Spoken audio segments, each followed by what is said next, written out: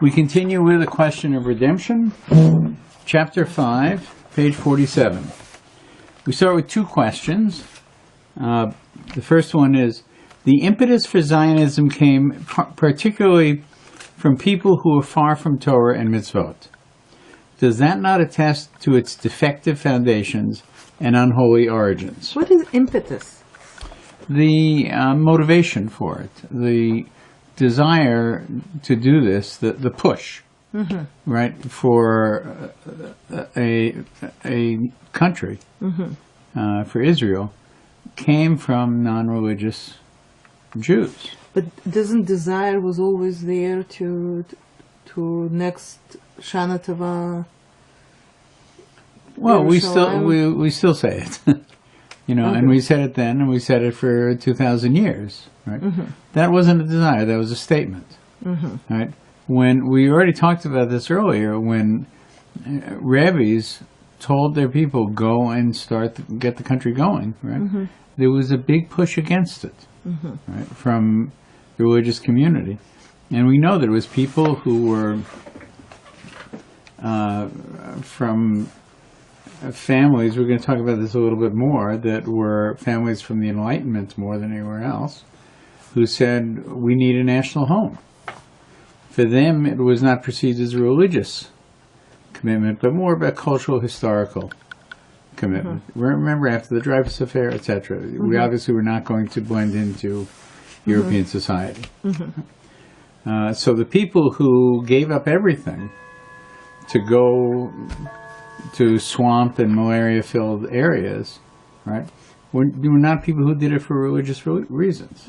That's the point, right? They did not do it for the sake of mitzvot. We'll come to Rav Kook's view of all this later, which is very important, but that's the first question.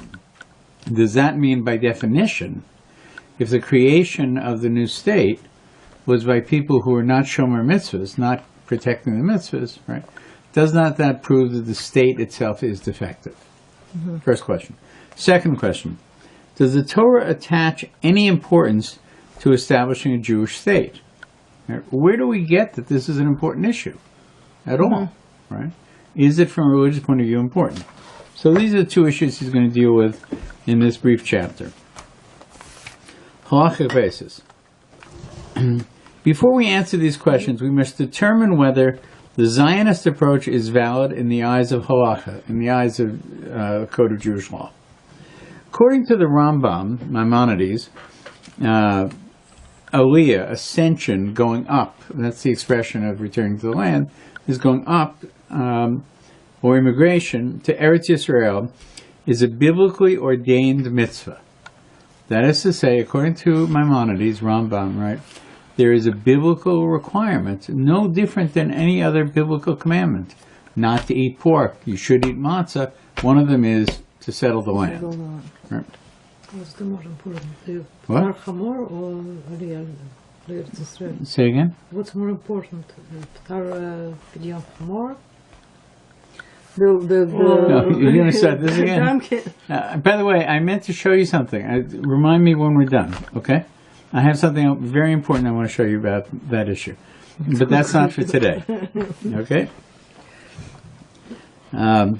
Okay. And let us not forget what Rabbi Yehuda Halevi said about those who remain in the diaspora and continue to recite prayers like, may our eyes behold your return to Zion. It's very sad. He said, their utterances are like the chirping of birds, for they say these things without proper intent. This was an answer to the Khazar king saying, well, if the land of Israel is so wonderful, why is it that you don't go there? And Yehuda Halevi said, you found my weak spot. Yeah. And when he pointed out, if the land of Israel is everything you say it is, why aren't you there? But over there, then it was a lot of explanation. We're talking about, what, 12th century? Israel is still very close to Europe. It wasn't about creating a sovereignty necessarily. It was about why aren't you there? You know, Israel was still there. Okay. Jewish sovereignty. Besides the individual obligation of Aliyah, the Rambam Maimonides holds that we, as a nation, must conquer the land and set up a Jewish government in its borders. They must not leave any part of it unconquered. Rabbi Yehoshua Kutner, author of Responsi Yeshu Od Malko, states this clearly.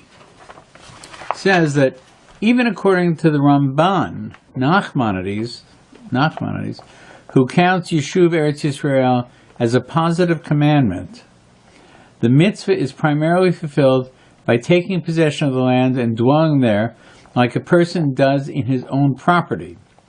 We are commanded to conquer Eretz Yisrael so that we control it. I just want to double check something. I apologize when I said Jewish Sovereignty. I said Rambam, meaning Maimonides. I was wrong. I meant Ramban, Nachmanides, holds that you must conquer the entire land. There is another reason why Jewish sovereignty is so important. Without it, we cannot revoke the curse of the Churban, the destruction of the land. The Shulchan Aruch rules that one who sees the cities of Judea in ruins must rend his garments as a sign of mourning. It's an interesting thing. There used to be a tradition when you would come to the Western Wall. What was the other word for the Western Wall? Wailing Wall. The Wailing Wall. Why? You would come to the Western Wall, look up and see there's no temple there, and you would tear Kriya. Not today. In principle, you should, but strangely enough, some people, it's part of Shabbos dancing on Friday night. It is right there in front of the ruins of the temple. People are dancing, and maybe you could argue that there's joy that we have sovereignty back in Jerusalem. And this is a big step forward in the last 100 years. Obviously, it's incomplete, because there is no temple. And the tradition was always to tear Kriya when you came to the temple, before the temple.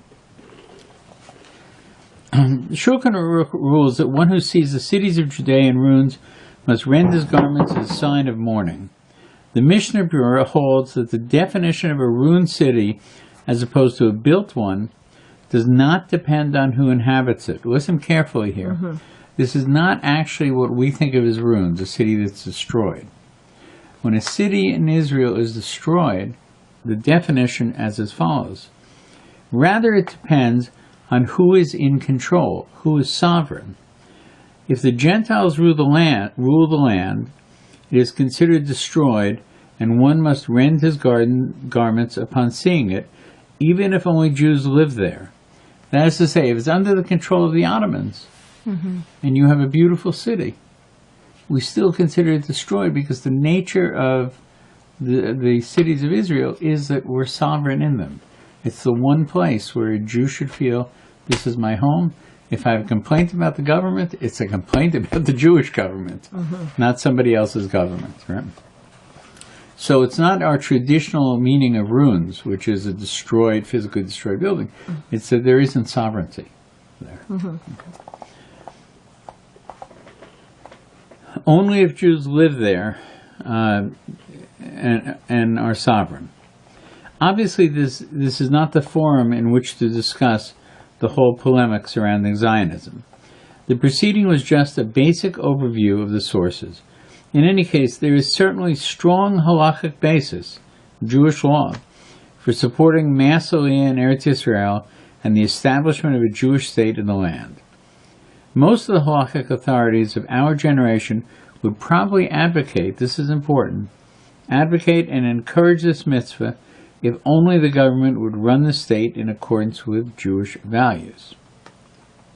So obviously this is a great weakness of the state, is that many people feel that the state is really run entirely on a secular basis. And I would respectfully disagree, because how would you consider person Shomer Mitzvah? Person who is Shomer Shabbos. Israel is Shomer Shabbos. As a state, it is Shomer Shabbos. So as another condition for a person, there is observation of marriage. it's a Jewish marriage observed in the land as government. And the third, if it's a person you're considering, it's a kashrut. And kashrut is government run. It means if persons change something, but generally, so I would consider it's actually Jewish state. So all of your arguments are very good. All of them are very good. And we've actually dealt with them earlier. Remember, we read a chapter about the fact that where do you find the yeshiva around every corner? Where is it that you find an argument about which hechsher is kosher and which is not? You have to go out of your way to find food that you couldn't eat. Whereas, here in Canada, we spent a lot of time saying, is this restaurant, does it have a hechsher? No, it doesn't. Okay. Where will we find the mikveh? Where is this? Where is that? Right? It's mostly kosher. When the winter comes, many of us have to explain in detail to our employers that Fridays I have to leave earlier than everybody else because the Sabbath is coming in. These are not issues in the land of Israel. They're given in the land of Israel. Even working in the in-between days, Chol Moed, between the beginning and the end of Sukkot or Pesach, are days that are permitted and in some cases encouraged. So relative to the rest of the world, there is no dispute that Israel is a Jewish country, that it observes mitzvahs in many ways. What language they speak? Right. However, relative to the desires of people who are shomer mitzvahs, when they see any element that is in conflict with that, for reasons, especially biblical issues, they're very uncomfortable with it, and they perceive it as a Hillel Hashem. As you know that when people who are not Jewish do things that are wrong, we don't necessarily view it as reflecting badly on Jews or on God, for that matter. Whereas when Jews do things that are wrong, right, that is more than just an individual problem. It's something that reflects on everybody. And so, let me just finish. And so that when you found the state, and the state was founded on more secular principles than now exist, by the way. Obviously, I think what we see is actually the proof of what we've been discussing all along. And that is that gradually, slowly, Israel is moving into a messianic state in which, the respect for Torah and the respect for halacha grows on a daily basis. It's a process. I have to disagree with you because during the Begin time, Begin represented the government. Begin were walking at the Nasser's I would funeral. be careful about this. But you can't say this and at the same time. No, that's because he was representing something at that moment, right? You actually cannot hold that he was Shomer Mitzvahs. As a representative of the Jewish state, at that moment, that was the appropriate thing for him to do. I agree. I don't want to get into the detail of what he did do and he didn't do, what he did in his private life, what he did in his public life. It's not appropriate. What I'm saying is that there is a constant tear, a constant stress between the desires of a modern pluralistic society and a Shomer Mitzvah Torah society. Right? And we see those stresses. Life is very different in Tel Aviv than it is in Jerusalem. We know that. Right?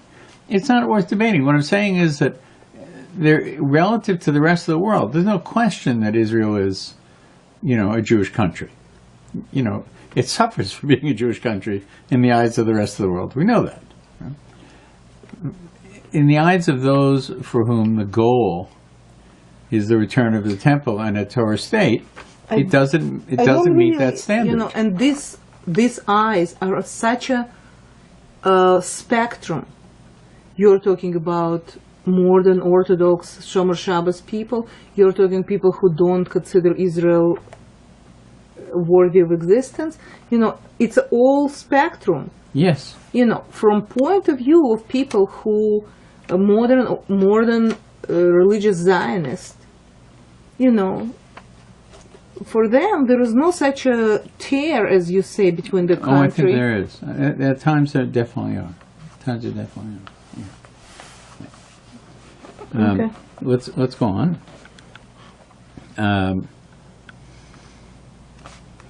Outcome. Okay. The outcome of this is that the Zionist ideal fulfills a biblical commandment. Painfully, though, the religious community in particular has been lax in this mitzvah. It's a very important statement. We mentioned that in the introduction, the great rabbis were actually the first to call for a return to the land. For the most part, however, religious Jews ignored this call, forfeiting their firstborn status and losing control over the building of the state. That is to say that if equal numbers of observant Jews had heeded the call at the time to return, instead of ignoring it, there would have been a much more even mix at the time of the creation of the state between all elements of the Jewish community. Since that time, I would argue that the state has moved more and more in line, frankly, with mitzvahs than it was at its original founding. And I think that we can credit a lot of elements to that. But sadly, I agree with the author here, is that the community that should have been the first to jump at the opportunity was the last. And that's most unfortunate. An instructive example, thus, we are dealing with a biblical commandment. That is to say, a law from the Bible, not a rabbinic law, which the religious community neglected to fulfill, while the secularists decided to exert themselves on its behalf. This is still one of the most curious things about it. We understand why the religious community should have done this, right? As you pointed out, at the end of every Seder, on Yom Kippur, what do we say? Next year in Yerushalayim. Next year the temple will be rebuilt. Next year, right? And we said it, but we didn't do it. And people who didn't say it went and did it. They didn't just go there. They offered their lives to fight for it, to build it, under absolutely terrible conditions. You know, you couldn't get on a plane and fly to Ben Gurion Airport. It was an awful trip just to get there, and once you got there, there was nothing. And you had to begin from scratch to build in terrible conditions. And people who are very idealistic about a Jewish homeland, not about a religious world, gave up everything to do this. Right? We should forever be thankful to them. Let us compare this to another similar situation. The prohibition of Lashon Hara, that is, speaking evil speech, slander, gossip. It is a mitzvah that always needs encouragement and reinforcement, even in religious circles. You shouldn't gossip about other people. Even so, the wicked, idolatrous Jews of Ahab's generation, observed 48. Observe this mitzvah meticulously. And in that merit, Ahab won his wars. Okay, so let's get this straight. Ahab and Jezebel, very famous for being terrible kings and queens. Evil, evil, evil, right? They were meticulous about one mitzvah. They killed people. They killed prophets, right? But they never uttered slander, right? This was their one quality. They didn't utter slander. Right? How they manage, I wonder. And, well, this is a big question, right? There's nothing to talk about. Yeah. Goodbye. They didn't utter slander, and because they observed this mitzvah of avoiding slander, avoiding evil speech, Lashon Hara, we're told in Medrash Tanchuma that because of this, Achab was successful at his wars. We just know why, how it happened. Now, would anyone say that it is forbidden to observe the laws of Lashon Hara because of this? Do you understand what he's saying? What he's saying is, if an evil person like Ahab and Jezebel do the mitzvah observe the mitzvah of avoiding slander, does that mean, oh, well, we should ignore that and we should slander people? Because if evil people do something good, then we should do the opposite. We have Asaph, who was the Kivod Re'im, who was the master. Also, that's right. But, for example, we stopped lifting our arms while That's not a mitzvah. That's not a mitzvah. Now, would anyone say that it's forbidden to observe the laws of the prohibition of slander because Ahab observed those laws? No. Would anyone suggest that the sinner's strict observance of the mitzvah is reason enough for us to neglect it? Is it logical to say that Ahab's aversion to Lashon Hara emanated from an impure source? Would anyone even consider discouraging him from keeping this mitzvah? No. If a particular group of Jews observes a certain commandment only because of its universal moral value, does that give religious Jews the right to treat it lightly? Seemingly, we should come to the exact opposite conclusion. We should admire and learn from those who keep this mitzvah, the mitzvah in this case of settling the land, with the motivation of settling the land. Not the motivation of next year in Yerushalayim, but creating a homeland for the Jewish people and willing to sacrifice to that. We should admire and learn from those who keep the mitzvah meticulously and try to emulate their deeds, but even from a holier foundation, a holier orientation. Should we hold here or I continue? think we should hold. Yeah?